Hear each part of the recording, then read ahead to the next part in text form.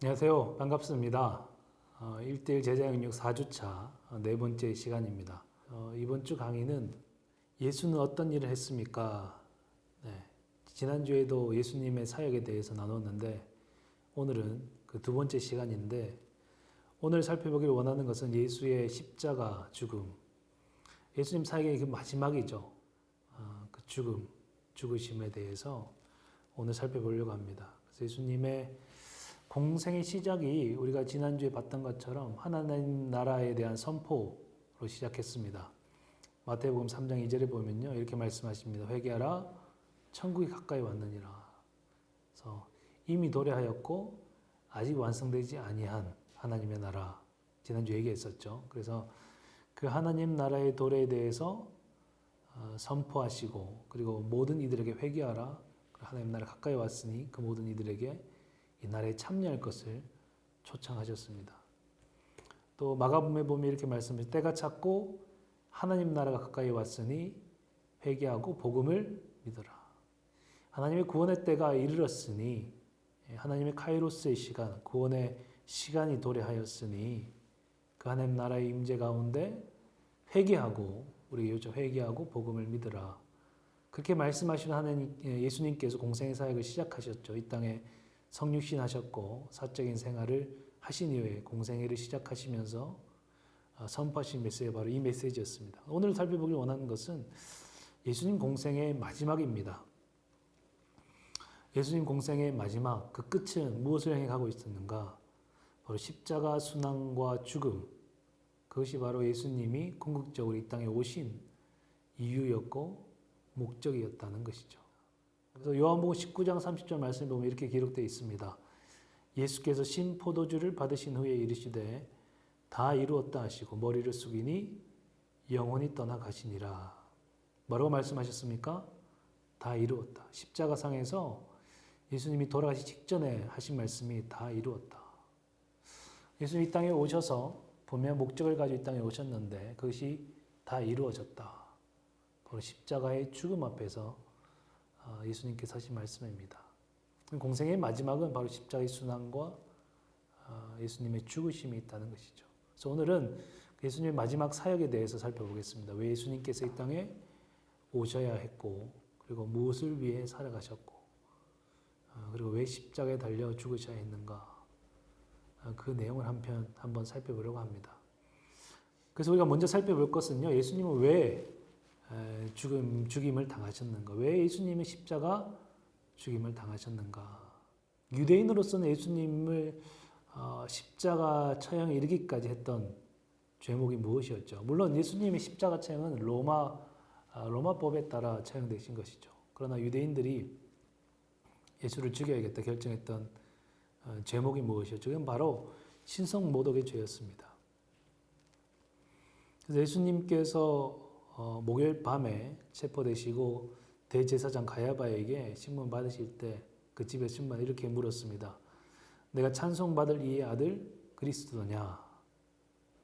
내가 오기로 한 바로 그 그리스도냐 물었을 때 예수님 말씀하시면 내가 그니라. 내가 그니라. 인자가 권능자의 우편에 앉은 것과 하늘 구름을 타고 오는 것을 너희가 보리라. 예수님이 내가 바로 그 메시아이고 그리스도이고 내가 바로 그 인자다라고 선포하셨죠. 그래서 이 말이 그 마가복음의 14장 61절 65절에 주고받는 대화인데요. 거기서 보면 바로 이 말을 가지고 신성모독하는 말이다. 이러한 말을 하는 자는 사형에 해당한다라고 기록하고 있습니다. 또 요한복음 5장 17절 18절에 예수님의 십자가 이전이죠. 공생의 사역 중에 예수께서 그들에게 이르시되 내 아버지께서 이제까지 일하시니 나도 일한다 하심에 유대인들의 이를 인하여 더욱 예수를 죽이고자 하니 이는 안식일만 범할 뿐 아니라 하나님을 자기의 친아버지라 하여 자기를 하나님과 동등으로 삼으심이로라. 예수님이 뭐라 그러셨죠?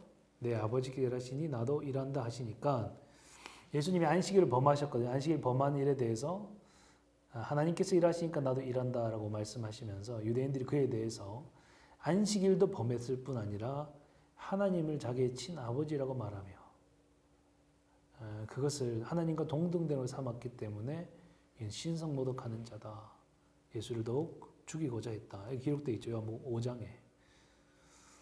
예수님을 따라다녔던 많은 무리들이 있었지만 그 중에는 예수가 어떤 사람인지를 집중적으로 살펴보고자 했던 사람들이 있었습니다. 대제사장 그룹으로부터 파송된 사람일 수도 있고 바리새인들 또 사두개인들 여러 입장에서 예수님은 어떤 정치적인 또 어떤 입장을 가지고 사역하시는가를 살펴보려고 했는데 이들이 봤을 때 이자는 신성모독하는 자다. 그렇게 결론하고 예수를 더욱 죽이고자 했다라고 기록하고 있습니다. 유대인의 입장에서는 신성모독의 죄이지만 로마인의 입장에서는 예수님이 십자가 창을 받으신 이유가 뭐였을까요? 바로 반역죄였죠. 반역죄. 누가복음 23장 1절 2절에 보면 유대인들이 다 일어나 예수를 빌라도에게 로마 총독이죠. 당시에 빌라도에게 끌고 가서 고발하여 이르되 우리가 이 사람을 보매 우리 백성을 미혹하고 가이사에게 세금 바치는 것을 금하며 자칭 왕 그리스도라 하더이다. 예수님에 대해서 이 사람은 백성을 미혹하고 사회적인 혼란을 이야기하는 사람이고 또 가이사에게 세금 바치는 것을 금하며 그리고 자칭 자기가 유대인의 왕이라고 했다. 반역했다는 거죠. 그래서 보면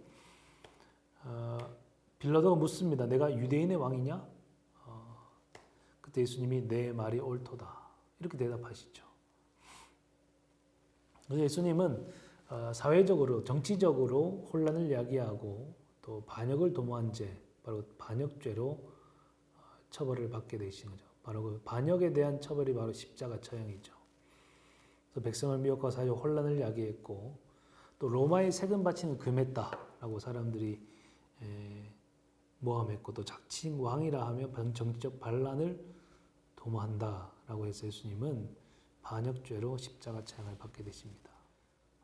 예수님의 이 마지막 사역의 동선을 한번 살펴보려고 하는데요. 먼저는 예수님이 목요일 유월절 전날 제자들을 모아놓고 만찬을 하셨죠. 최후의 만찬을 하시고 그리고 제자들에게 여러 강론을 하십니다. 그중에 우리가 잘 아는 것처럼 포도나무 비유도 있고요. 그런 강론들을 예수님께서 전하시고 또 예수님께서 이제 곧 하나님께로 올라가시며 승천하실 것과 그리고 보혜사 성령께서 오실 것을 제자들에게 미리 알려주시죠. 그리고 예수님께서 겟세마네 동산에 함께 제자들과 함께 가셔서 기도하시죠. 마지막 십자가를 앞에 두고 예수님도 이 땀방울이 핏방울같이 떨어지는 만큼 그렇게 간절하게 기도했다라고 성경이 기록하고 있죠. 기도하신 이후에 목요일 저녁에 예수님은 잡히십니다. 그때 이제 베드로가 우리 잘한 것처럼 칼을 꺼내서 말고의 귀를 쳐서 잘랐을 때 예수님 다시 붙여주시면서 예수님이 이 길을 걸어가셔야 될 것을 말씀하시죠. 그게 목요일에 있었던 일이고요. 그 밤중에 예수님은 잡히셔서 먼저 대제사장 가야바, 당시에 유대인의 산헤드린 공회의 최고 의장이죠.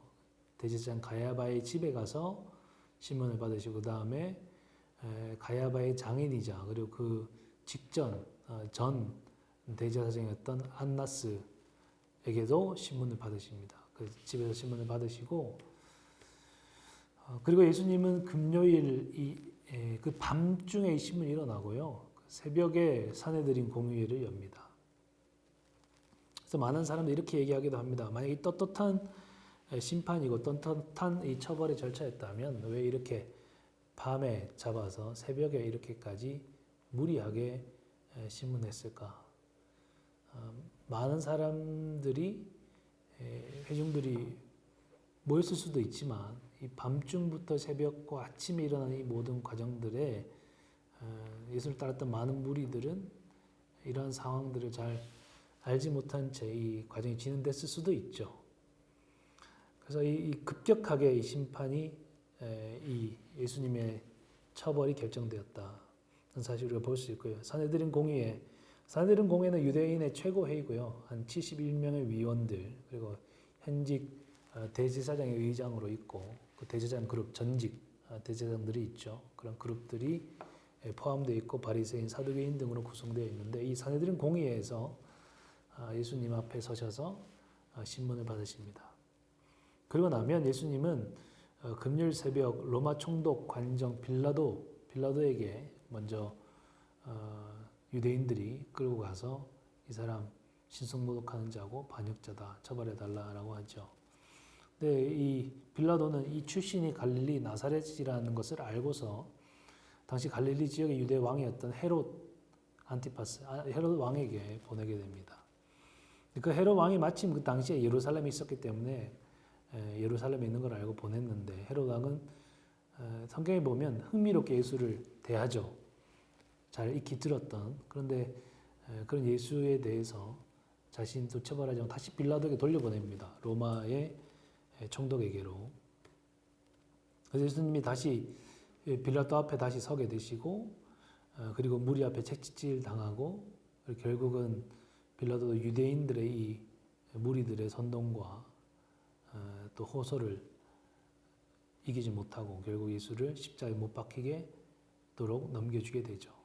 그래서 예수님은 목요일 밤에 잡히셔서 금요일 오전 9시 유대인 시간 제3시에 십자가에 못 박히십니다. 그리고 제6시 정오죠. 9시부터 한 3시간 정도 흘렀을 때 온 땅에 어둠이 임하였다. 성경이 기록하고 있고요. 그리고 금요일 제9시에 오후 3시에 십자가에서 운명하시게 됩니다. 돌아가시게 되죠. 그래서 이것이 예수님의 마지막 십자가 사역의 동선입니다. 그리고 예수님의 십자가 처형은 어떠한 것이었냐 당시에 그것을 한번 살펴보겠는데요. 1대 제자형 양육자 지침서 39페이지에 보면 노예나 식민지 백성 가운데 반란을 일으킨 주모자들을 처형할 때 이용한 가장 잔인한 사형 방법으로 인격적 대우를 할 필요가 없다고 여겨진 자들에게 행했다. 그렇게 하죠. 그래서 십자가 처형은 반란을 일으킨 예수님이 로마에게는 반란죄였잖아요. 그래서 반란을 일으킨 자에게 더 이상 인격적인 대우를 할 필요가 없다고 여겨지는 그러한 죄수들에게 처형했던 가장 잔인한 사형 방법이었다라고. 또 건강한 사람은 당시에 일주일 이상 십자가에 매달려 죽음을 경험하게 됐다라고도 합니다. 그거를 로마 네로 시대의 철학자 세네카의 글을 보면 이렇게 되어 있습니다. 고통을 잊게 하느니 즉 숨을 거두는 것을 지연시키기 위하여 자신의 상처를 짓누르며 교수대에 매다는 일은 가치 있는가? 십자가가 우리가 이 손에 못이 박히고 또 발목에도 못이 박히죠. 그럼 이게 매달려 있으면 중력에 따라 계속 어떻게 될까요? 몸은 내려오려고 하죠. 근데 이 상처가 계속해서 못 박혀 있으니까 그 상처가 계속 찢겨지고 계속 이 고통을 계속해서 느껴야 되죠. 그 상처가 짓누려진다. 밑에 보면 단번에 숨을 거두기보다 방울방울 피를 흘리며 사지가 갈갈이 찢기며 고통 가운데 서서히 죽어가기를 원하는 사람을 발견할 수 있는가. 예수님도 물과 피를 다 쏟으셨다라고 기록하고 있죠. 성경이. 그래서 몸 안에 있는 모든 수분들이 흘러나오고 이 상처가 갈갈이 찢기는 고통 가운데 서서히 죽어가는 이 잔혹한 처형을 예수님이 당하셨죠. 또 보면 저주받은 나무에 묶여 오랜 고통에 시달리고 몰골은 흉악해졌고 채찍을 맞은 자국이 어깨와 가슴에 부풀어 오르고 단말마의 고통 가운데 마지막 숨을 몰아쉬기를 원하는 사람을 발견할 수 있는가. 단말마의 고통이 뭐죠? 죽는 순간조차 너무 고통 소리 지르는 거죠. 성경에 보면 예수님이 마지막 큰 소리를 지르셨다라고 기록되어 있기도 합니다. 그만큼 죽을 때까지 너무나 고통스러움을 느끼며 운명하게 되는, 죽게 되는 처벌이 바로 십자가 처형이었다. 그래서 많은 사람들이 달리기 전에 살려달라고 수없이 애원했을 것이 십자가 처형만큼은 처해지지 않기를 바랬던 그것이 예수님이 당하셨던 십자가 처형이었습니다. 그래서 앞에 세네카의 글에도 저주받은 자라는 표현이 나타났죠. 그래서 십자가 처형 가운데 나무에 달린 자는 저주를 받은 자다. 그래서 그리스도께서 갈라디아서 말씀을 보면 우리를 위하여 저주를 받은 바 되사 율법의 저주에 우리를 속량하셔서 기록된 바 나무에 달린 자마다 저주 아래 있는 자라 하였습니다. 그래서 예수님이 십자가 처형을 당하시면 복음서의 말씀은 그 나무에 달린 자 예언대로 저주를 받은 자인데 하나님이 하신 그 저주를 오롯이 감당해야 됐다. 인간이 죄악 가운데 교만하고 또 악을 행했던 모든 삶에 대하여 하나님의 이 진노와 저주가 바로 그 십자가 위에 있는 예수 그리스도께 부음받는 그 예수님이 지셨던 십자가의 무게이죠. 그래서 그리스도 입문이라는 책을 보면 그 책에는 이렇게 얘기합니다. 그리스도의 전생에는 고난이다. 그가 죄의 세상 속에 오셔야만 한다는 것과 오해와 불신앙과 부딪히는 것은 그에게는 쓴경험이다. 그리스도께 이 땅에 사셨던 모든 삶의 순간들이 고난의 삶이었다. 주님이 이 땅 가운데 오셔서 죄가 없으신 말씀으로 세상을 창조하신 바로 그분께서 온 우주 만물을 창조하신 그분께서 성육신한 인간의 몸을 이 땅에 입고 오셔야 되는 것도 이 죄 있는 세상으로 오셔야 되는 것도 고통이었고 또 이 땅 가운데 오셔서도 그를 향한 끊임없는 불신과 오해와 불신앙에 대하여 마주쳐야 했다. 바로 그것도 지속적인 고난의 연속이었다. 또 심지어는 가족들조차도 예수님 십자가 이전에는 예수님에 대하여 불신했죠. 오해했죠. 그러나 그의 생의 마지막에 당한 고통은 최고로 큰 것이었다. 그죠? 십자가상을 향해 가는 예수님의 사역의 마지막 부분들. 그의 백성은 예수를 따랐던 많은 무리들은 등을 돌리고 또 사도들은 떠나고 제자들이죠. 그리고 아버지는 그를 버리셨다. 이 고통의 깊이를 헤아릴 수 없다. 우리가 오늘 십자가 마지막 예수님의 사역을 바라보고 있는데 그 마지막 고통은 특별히 더 고통스러웠다는 것이죠.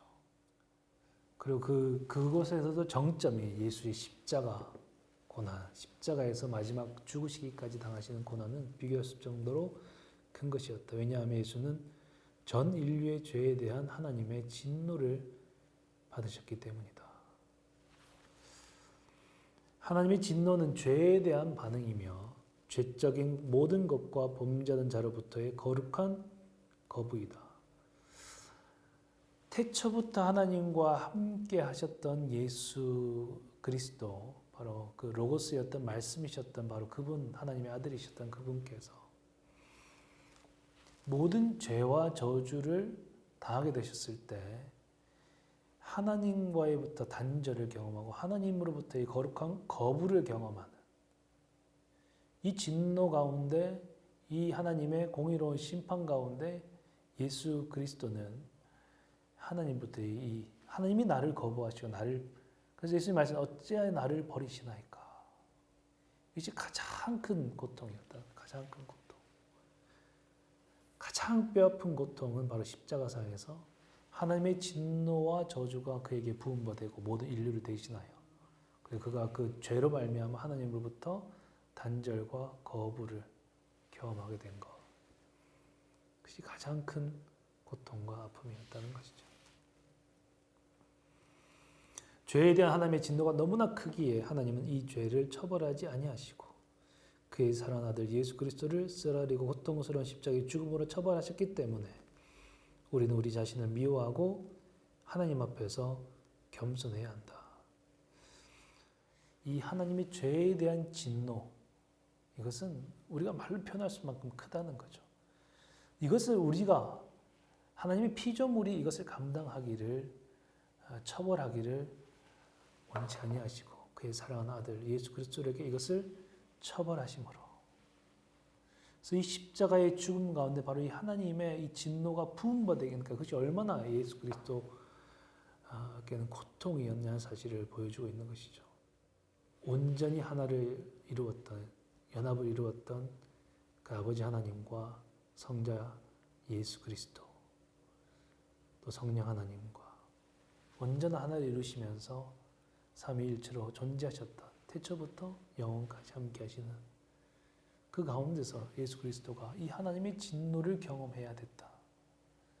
우리가 생각할 수, 상상할 수도 없는 하나님의 진노를 경험해야 됐던 바로 장소가 바로 십자가 위였다는 것이죠. 그러므로 여기 보면 우리는 우리 자신을 미워하고 하나님 앞에서 겸손해야 된다. 우리는 우리 안에 있는 모든 죄악을 미워하고 우리 스스로를 겸손하게 낮추며 회개하며 그 은총과 은혜의 자리로 나아가야 한다. 마땅히 경배와 찬양을 올려드려야 된다. 이 회개를 경험한 사람을 무엇이 우리 안에 일어날까요? 경배이고 찬양이죠. 바로 그 예수 그리스도를 향한 우리가 당해야 될 모든 저주와 모든 진노를 친히 담당하시고 그 하나님의 거룩한 거부와 또 하나님으로부터 단절을 경험하시기까지 이 땅에 오셔서의 모든 삶도 고통이었지만 바로 십자가 위에서 그 뼈아픈 고통을 겪으시기까지 우리를 사랑하고 그 사랑을 확증하신 그 하나님과 그리스도를 향한 온전한 경배와 찬양이 우리 안에 일어날 수밖에 없겠죠. 그래서 마지막으로 아까 예수는 왜 죽음을 당하였는가? 유대인들에게는 신성모독이었고 로마인들에게는 반역죄로 간다면 그리스도인들에게는 예수는 왜 죽음을 당하셨습니까? 요한복음 1장 29절에 예수님이 공생을 시작하시기 위해 나왔을 때 세례 요한이 이야기하죠. 보라, 세상 죄를 지고 가는 어린 양이다. 그것이 너무나 고통스럽고 그 길이 너무나 고통스러웠지만 그래서 겟세마네 동산에서 그렇게까지 기도하셨지만 그러나 또 그것을 원하셨습니다. 무엇을 위해서요? 이 세상 죄를 지고 가는 어린 양으로서 이 땅에 오셨기 때문입니다. 여러분 마가복음을 보시면 예수님이 많은 질병들을 고치십니다. 또 특별히 마귀 귀신 들린 자들을 낫게 하신 경우도 참 많습니다. 그런데 예수님이 그 마귀 귀신 들린 자들의 입술을 통하여 이분이 하나님의 아들이다 라고 말할 때 조용히 하라고 말합니다. 말하지 말라. 이 질병이 치유받고 나음을 얻는 데서 예수 그리스도가 하나님의 아들이심이 증거되는 것이 아니다. 어디서요 그러면? 마가복음이 초점을 맞춘 게 뭐죠? 바로 십자가입니다. 하나님의 아들이 이 땅 가운데 오셔서 그분이 온전히 이 땅 가운데 오신 메시아 그리스도로 증명되는 자리가 어디냐? 바로 십자가라는 게 십자가. 하나님의 어린 양. 세상 모든 죄를 지고 가시는 어린 양이다. 마가복음 10장 45절에 이렇게 기록하고 있습니다. 인자가 온 것은 예수님 말씀하시기에 섬김을 받으려 함이 아니요 도리어 섬기려 하고 자기 목숨을 많은 사람의 대속물로 주려 함이니라. 자기 목숨을 다른 이들이 이 죄로부터 속량함을 받는 것을 위해서 내어주고자 하셨다. 그래서 예수 그리스도 왜 십자가를 지셔야 하는가? 대속적 죽음이죠. 우리 죄를 대신하여 죽으셨다. 우리가 당할 진노와 저주를 대신 당하셨다. 또 로마서 5장 8절 보면 우리가 아직 죄인 되었을 때에 그리스도께 우리를 위하여 죽으심을 하나님께 우리에 대한 자기의 사랑을 확증하셨느니라. 우리는 무지한 죄인들이었지만 또 성경에 보면 이성 없는 짐승과 같이 이 땅을 방황하며 유리한 우리의 삶이었지만 이 죄인들을 위하여 우리가 무엇을 잘하거나 노력해서 예뻐 보일 만한 은혜를 받을 만한 아름다움이 흠모할 만한 무엇이 없음에도 불구하고 그러나 하나님이 죄인 되었던 우리를 위하여 이 땅에 그의 아들을 어린 양으로 세상 죄를 지고 어린 양으로 보내셔서 얼마나 우리를 사랑하시는지 그 자기 사랑을 확증하셨는가. 십자가를 보면 하나님의 사랑이 보인다는 거죠. 십자가를 바라보면 우리를 향한 하나님의 그 놀라운 사랑이 보여진다는 거죠. 그래서 사도 바울은 로마서에서 얘기하죠. 무엇이 이것을 끊을 수 있겠느냐. 높음이나 낮으냐 권세나 천사들이나 그 어떤 것이냐. 어떤 시간적인 것 공간적인 것 권세도 이 하나님의 사랑을 끊을 수 없다. 무엇 앞에서? 십자가에 확증된 그 사랑 앞에서. 로마 3장 23절에 잘하는 말씀이죠. 모든 사람이 죄를 범하였음에 하나님의 영광에 이르지 못하더니 그리스도 예수 안에 있는 속량으로 말미암아 하나님의 은혜로 값없이 의롭다 하심을 얻은 자 되었느니라. 모두가 죄인이었고 죄로 말미암아 하나님께 거부되고 하나님과 단절된 우리의 삶이었지만 그래서 하나님이 창조하신 영광에 이르지 못하는 우리를 위해 하나님이 예비하신 그 놀라운 하나님의 나라와 영광을 가지지 못하는 우리는 오히려 진노와 저주 가운데 살아야 했다. 사망과 죄의 죽음의 두려움과 권세에 쌓여 있었던 우리의 삶이 그리스도 예수가 십자가에 드린 그 속량으로 말미암아 값을 주고 사셨다는 거죠. 이 죄의 값을 지불하셨다. 십자가에서. 그래서 그 은혜로 값없이 아무 공로와 조건 없이 의롭다 하심 얻은 자 되었느니라. 예수 십자가의 죽음 앞에 우리를 향해서 주님은 그 대속적 죽음을 통하여 우리를 의롭다, 존귀하다, 보배롭다라고 말씀하신다는 것이죠. 그리고 끊어졌던 관계가 회복되어지고 하나님께 자유롭게 나아가게 되고 양자로 부름을 받고 그의 기업의 유산을 이어받을 자가 되고 하나님 나라의 시민권자로 살아가도록 하시는 것이, 그것을 위해 예수 그리스도는 십자가를 지신 것이죠. 오늘 공생 시작해 주님이 선포하셨던 말씀으로 오늘 강의를 마치려고 합니다. 때가 찼고 하나님 나라가 가까이 왔으니 회개하고 복음을 믿으라. 이 십자가의 죽음 앞에서 우리가 고백해야 될 고백이 무엇이죠? 회개하라. 그리고 복음을 믿으라. 우리 모두가 경험하는 것처럼 그리스도 안에서 새롭게 우리가 태어난다는 것. 그러니까 다시 뱃속에 들어갔다 나와야 됩니까? 성령으로 다시 나야 한다. 무엇을 말씀하십니까? 우리가 다시 태어나는 데 있어서 첫 번째 우리가 십자가의 은혜를 깨닫게 됩니다. 예수님이 왜 십자가에 달려 죽으셔야 했고 왜 그 보혈의 피를 흘리셔야 했는지를 알게 됩니다. 나의 죄 때문에. 그것이 우리 가슴을 치고 우리 영혼을 울리고 우리의 생각과 우리의 마음을 칠 때에 우리에게 일어난 첫 번째 반응이 뭘까요? 회개지요. 회개하게 됩니다. 우리 모든 죄악을 하나님 앞에 고백하게 되죠. 그리고 우리가 해야 된 단 하나의 요청, 이 복음을 믿음으로 고백하게 되죠. 나는 아무 공로 없지만, 사랑받을 만한 어떠한 것도 없지만, 죄의 용서를 받을 수 있는 어떤 대가도 지불하지 않았지만 예수 그리스도가 나를 사랑하셔서 나를 위하여 십자가에 달려 죽으심으로 내가 당해야 할 모든 저주와 하나님의 진노를 당하시고 내가 당할 수치와 거부와 고난과 고통을 친히 담당하시고 나를 위해 죽으심으로 말미암아 그분이 나 대신 모든 죄의 값을 지불하심으로 말미암아 내가 하나님 앞에 용상을 받고 의롭다 하심을 받고 거룩한 자녀라고 칭함을 받고 그 부르심 가운데 하나님 나라의 사명을 감당하게 되었음을 고백하게 되죠. 이 복음을 믿으라. 그리스도의 십자가의 죽음 앞에 우리 인생과 삶이 회복되어지고 영원한 생명이 우리 안에 있음을 깨닫게 되는 놀라운 은혜가 우리 모두에게 충만하기를 간절히 축복합니다.